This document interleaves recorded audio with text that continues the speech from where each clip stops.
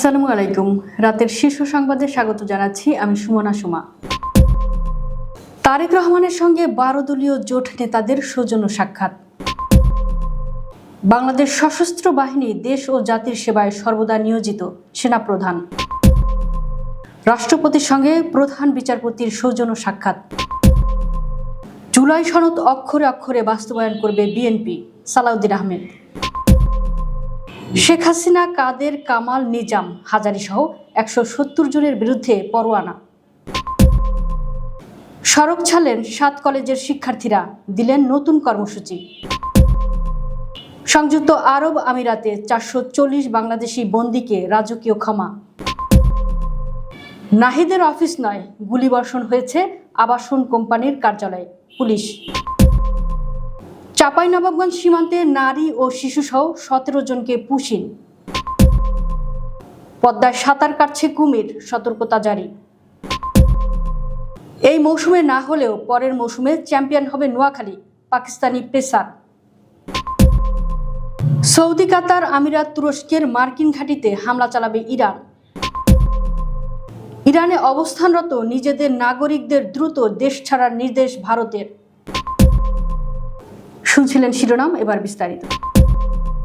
BNP chairman Tarique রহমানের সঙ্গে সৌজন্য সাক্ষাৎ করেছেন দীর্ঘ ফ্যাসিবাদ বিরোধী আন্দোলনের শরিক 12 দলীয় জোটের নেতারা। বুধবার বিকেলে রাজধানীর গুলশানে বিএনপির দলীয় কার্যালয়ে এই সাক্ষাৎ অনুষ্ঠিত হয়। এ সময় উপস্থিত ছিলেন বিএনপির নির্বাচন পরিচালনা কমিটির প্রধান ও জাতীয় স্থায়ী কমিটির সদস্য নজরুল ইসলাম খান। 12 দলীয় জোটের নেতাদের মধ্যে জমিয়তে উলামায়ে ইসলাম বাংলাদেশের মহাসচিব মুফতি গোলাম মহিউদ্দিন ইকরাম, ইসলামী ঐক্য জোটের মহাসচিব মাওলানা আব্দুল করিম সহ জোটের একাধিক শীর্ষ নেতারা উপস্থিত ছিলেন। বিএনপির মিডিয়া সেলের পক্ষ থেকে বিষয়টি নিশ্চিত করা হয়েছে। সেনাপ্রধান জেনারেল ওয়াকারুজ্জামান বলেছেন, বাংলাদেশ সশস্ত্র বাহিনী দেশ ও জাতির সেবায় সর্বদা নিয়োজিত। আমাদের প্রধান লক্ষ্য সার্বভৌমত্ব রক্ষা করা এবং জাতীয় সংকটে জনগণের পাশে দাঁড়ানো। বুধবার দুপুরে আশুলিয়ায় বাইপাইলে Bangladesh national cadet corps BNCC অধিদপ্তরের ট্রেনিং একাডেমিতে বার্ষিক কেন্দ্রীয় ক্যাম্পিং 2025-26-এর সমাপনী কুচকাওয়াজ অনুষ্ঠানে প্রধান অতিথির বক্তব্যে তিনি একথা বলেন। এ সময় তিনি বলেন, সশস্ত্র বাহিনীর পাশাপাশি দেশের নিরাপত্তা এবং শৃঙ্খলা রক্ষা ও দেশের যে কোনো ক্লান্তি লগ্নে বিএনসিসি ক্যাডেটরা অগ্রণী ভূমিকা পালন করে আসছে। একই সাথে তিনি সামাজিক ও জাতীয় পর্যায়ে বিএনসিসি ক্যাডেটদের অগ্রণী ভূমিকায় ভূয়সী প্রশংসা করেন। আরেকবার রাষ্ট্রপতি মোহাম্মদ শাহাবুদ্দিনের সঙ্গে সৌজন্য সাক্ষাৎ করেছেন প্রধান বিচারপতি জুবায়ের রহমান চৌধুরী। বুধবার 14 জানুয়ারি বিকেলে রাজধানীর বঙ্গভবনে এই সাক্ষাৎ অনুষ্ঠিত হয়। রাষ্ট্রপতির কার্যালয় সূত্রে এ তথ্য জানা গেছে। সাক্ষাৎকালে প্রধান বিচারপতি দেশের বিচার বিভাগের সার্বিক কার্যক্রম ও বিচারিক প্রক্রিয়ার সাক্ষাৎকালে প্রধান বিচারপতি দেশের বিচার বিভাগের সার্বিক কার্যক্রম ও বিচারিক প্রক্রিয়ার বর্তমান অবস্থা সম্পর্কে রাষ্ট্রপতিকে বিস্তারিত অবহিত করেন। রাষ্ট্রপতি মোহাম্মদ শাহাবুদ্দিন দেশের বিচার ব্যবস্থার স্বাধীনতা, নিরপেক্ষতা ও দক্ষতা আরও সুদৃঢ় করার উপর গুরুত্ব আরোপ করেন। বিএনপি জুলাই জাতীয় সনদের পক্ষে আছে বলে মন্তব্য করেছেন দলটির স্থায়ী কমিটির সদস্য সালাউদ্দিন আহমেদ। তিনি বলেন, ঐক্যমত্যের ভিত্তিতে যে জুলাই জাতীয় সনদ স্বাক্ষরিত হয়েছে তা আমরা অক্ষরে অক্ষরে প্রত্যেকটি প্রস্তাব বাস্তবায়ন করব। জুলাই সনদের বাইরে আমাদের কোনো বক্তব্য নাই। যেটা জাতীয়ভাবে ঐক্যমত্য হবে সেই বিষয়ে আমরা ঐক্যবদ্ধ।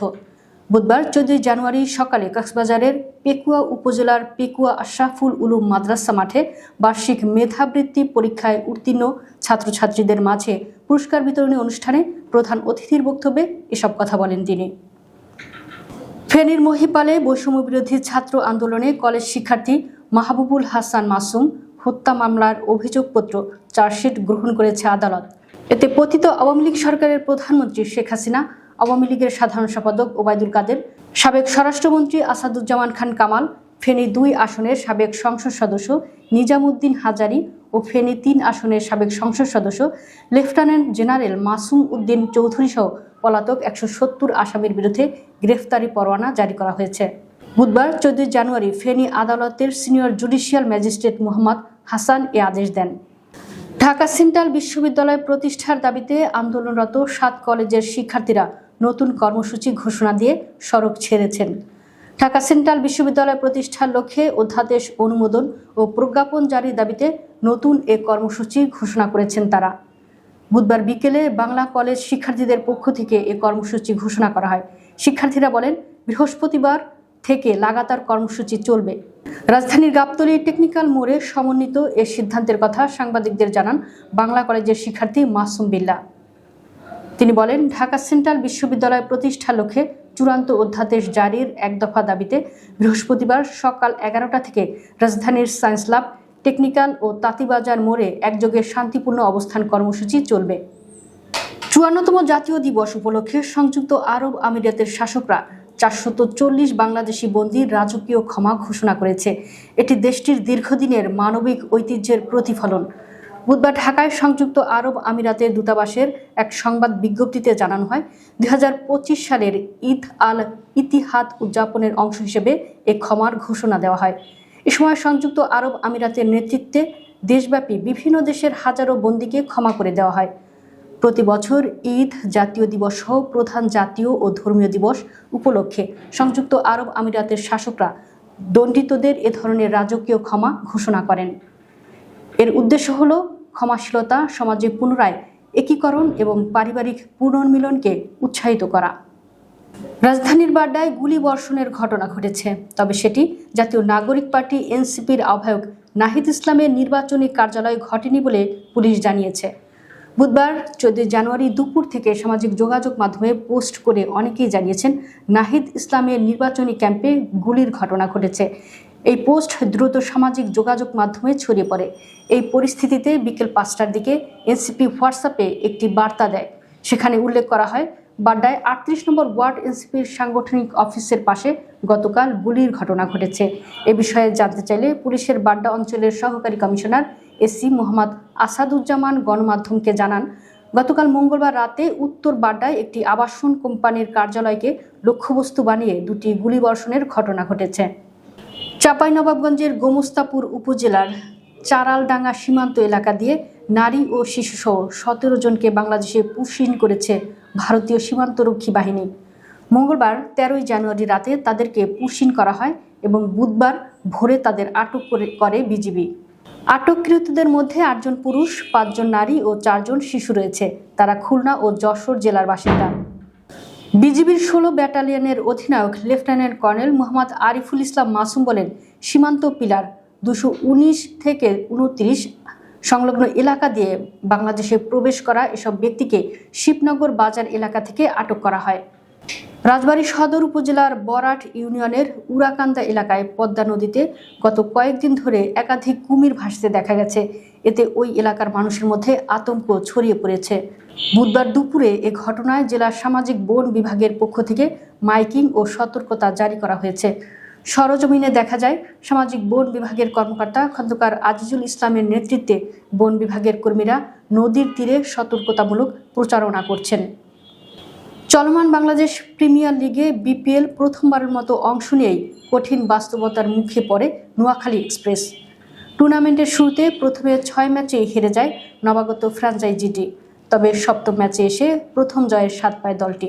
এরপর ধারাবাহিকভাবে জয়ের ছন্দ ধরে রেখেছে নোয়াখালী এক্সপ্রেস। কাগজে কলমে এখনও প্লে অফে লেখার সুযোগ রয়েছে তাদের। দলের পাকিস্তানি পেসার ইহসানুল্লাহ নোয়াখালীর সম্ভাবনা নিয়ে আশাবাদ ব্যক্ত করেছেন। নোয়াখালী এক্সপ্রেস ভবিষ্যতে আরও শক্তিশালী দল হয়ে উঠবে বলে বিশ্বাস করেন ইহসানুল্লাহ। তিনি বলেন, বিপিএলে ওরা মাত্র এসেছে, নতুন দল, শেষটা ভালো হবে ইনশাল্লাহ। এই মৌসুমে চ্যাম্পিয়ন না হলেও পরের মৌসুমে চ্যাম্পিয়ন হবে ইনশাল্লাহ। ইরানে চলমান বিক্ষোভে যুক্তরাষ্ট্র হস্তক্ষেপ করে প্রতিবেশী দেশগুলোতে অবস্থিত মার্কিন সামরিক ঘাঁটিতে পাল্টা হামলা চালানো হবে এমন সতর্কবার্তা দিয়েছে তেহরান। বুধবার এক জ্যেষ্ঠ ইরানি কর্মকর্তা রয়টার্সকে এ তথ্য জানান। ওই কর্মকর্তা বলেন, যেসব প্রতিবেশী দেশে মার্কিন সেনা মোতায়েন রয়েছে তাদের ইরান আগেই জানিয়ে দিয়েছে, ওয়াশিংটন যদি ইরানে হস্তক্ষেপের হুমকি বাস্তবায়ন করে তাহলে যুক্তরাষ্ট্রের ঘাঁটিগুলো লক্ষ্যবস্তুতে পরিণত হবে। মার্কিন 3 কূটনৈতিক রয়টার্সকে জানান, অঞ্চলটির প্রধান মার্কিন বিমান ঘাঁটি থেকে কিছু কর্মীকে সরে যেতে পরামর্শ দেওয়া হয়েছে। তবে গত বছর ইরানের ক্ষেপণাস্ত্র হামলার আগে সেভাবে বড় পরিসরে সেনা সরিয়ে নেওয়া হয়েছিল। এবার তেমন কোনো ব্যাপক সরিয়ে নেওয়ার আলামত দেখা যায়নি। ইরানে ক্রমবর্ধমান অস্থিরতা ও সহিংস পরিস্থিতির প্রেক্ষাপটে সেখানে অবস্থানরত নিজেদের নাগরিকদের দ্রুত দেশ ছাড়ার আহ্বান জানিয়েছে ভারত সরকার। বুধবার তেহরানে অবস্থিত ভারতীয় দূতাবাস এক জরুরি পরামর্শ জারি করে এর নির্দেশনা দেয়। দূতাবাসের পরামর্শে বলা হয়েছে, শিক্ষার্থী, তীর্থযাত্রী, ব্যবসায়ী ও পর্যটক সহ ইরানে অবস্থানরত সব ভারতীয় নাগরিককে সম্ভাব্য সব ধরনের পরিবহন ব্যবস্থা, বিশেষ করে বাণিজ্যিক ফ্লাইট ব্যবহার করে যত দ্রুত সম্ভব দেশটি ত্যাগ করতে হবে। দর্শক, ভিডিওটি শেষ পর্যন্ত দেখার জন্য আপনাকে অসংখ্য ধন্যবাদ। নিত্য নতুন ভিডিও পেতে আমাদের ইউটিউব চ্যানেলটি সাবস্ক্রাইব করুন এবং নিয়মিত নোটিফিকেশন পেতে বেল বাটনটি ক্লিক করুন। আমাদের ফেসবুক পেজটি ফলো করুন। এছাড়াও আমাদের ভিডিও লাইক, কমেন্ট ও শেয়ার করুন। আল্লাহ হাফেজ।